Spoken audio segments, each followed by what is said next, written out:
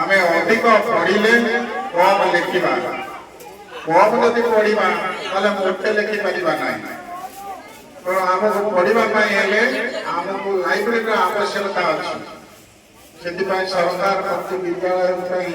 library बही से बही तुम मानकर जो बही आवश्यकता मन कर जो भल पाच से बही को बाहर कर एवं पढ़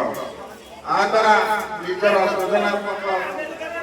शक्तिर अभिवृद्धि निश्चित भाव में भविष्य मंगलमय हो सेटा गोटे फैशन बोली धरी नेला हम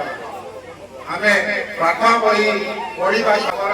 कि अंतर्निहित गुण अच्छी तार परिप्रकाश कर ठीक से भाव में आमे खाली निजर कला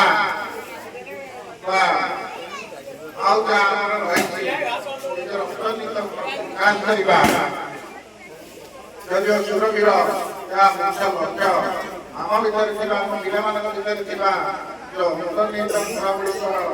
विकास घटिल तेणु ये गोटे गोटे मध्यम सरकार जहाँ आम पाखे पिलाने भविष्य निश्चित भाव में यार